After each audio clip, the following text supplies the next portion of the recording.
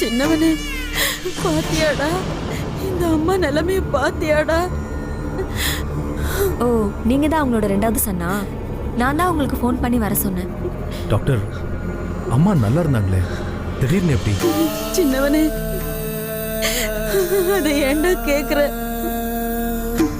வீட்டுல யாரும் இல்ல, அம்மா ஒண்டியா தான் இருந்த.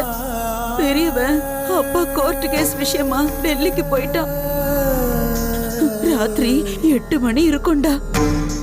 பாத்ரூம் போனவ வழுக்கி விழுந்துட்ட. மண்டையில பலமா அடிபட்டு பேச்சு மூச்சு இல்லாம கிடந்த.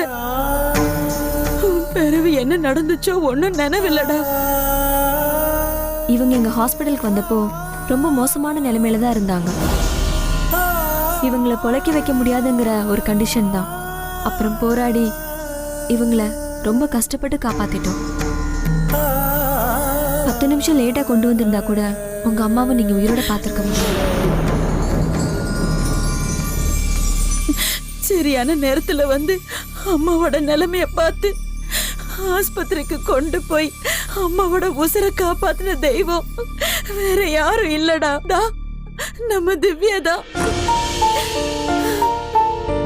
டாக்டர், நீங்க சொன்ன மருந்து மாத்திரையெல்லாம் வாங்கிட்டு வந்துட்டேன். கரெக்டா வேலைக்கு கொடுத்துட்டு வாங்க சார். எப்படியோ உங்க அம்மா உயிரை காப்பாத்த முடிஞ்சது. ஆனா சிவியர் பெராலிக்ஸ் அட்டாக் வந்ததுனால கை கால்லாம் விழுந்து போச்சு. இனிமே இது சரியாகலாம், சரியாகாமலும் போகலாம்.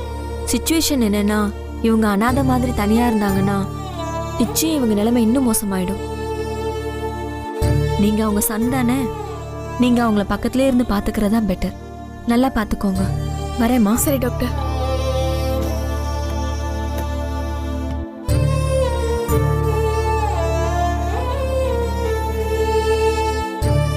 அத்தை வாங்க, வெந்நீர்ல உடம்பு தொடச்சு விடுறேன், கொஞ்சம் ஃப்ரீயா இருக்குமா?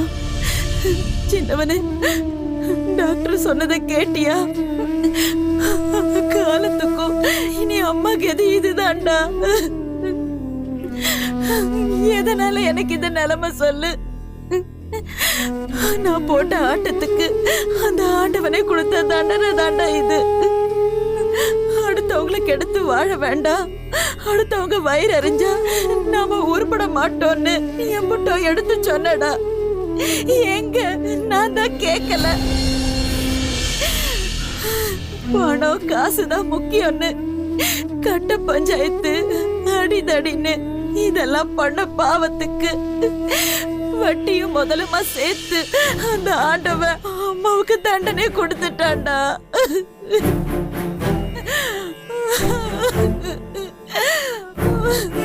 ஐயா, அம்மாவுக்கு இப்ப புத்தி வந்துடுச்சுடா சின்னவனே. இனிமே அம்மா யார் வம்புக்கும் போக மாட்டேன்டா, யாரு கூடயும் கெடுக்கவும் மாட்டேன்டா.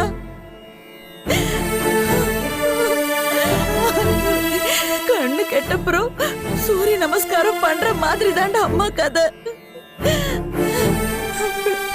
இனிமே அம்மாக்குன்னு யார் இருக்கா சொல்லு? தாலி கட்டின புருஷன் ஜெயில்ல, பெரியவன் கோர்ட்டு கேஸ்ன்னு தெரிஞ்சிட்டு கிடக்கா. நீயும் அம்மாவை வெறுத்து ஒதுக்கிட்டு அந்த மாமனார் விட கெதின்னு கிடக்குற. நீ நல்லா இரு, நீயாவது பொண்டாட்டி குழந்தையோட சந்தோஷமா இரு. திவ்யா, இந்த அம்மாவை சரியான நேரத்துல காப்பாத்துறதால அம்மா உசுரோட இருக்க. அதுக்காக காலத்துக்கும் இவளை அம்மாவை பக்கத்துல இருந்து பாத்துக்க முடியுமா சொல்லு? அத்தை, நான் உங்களை பாத்துக்கிறேன்.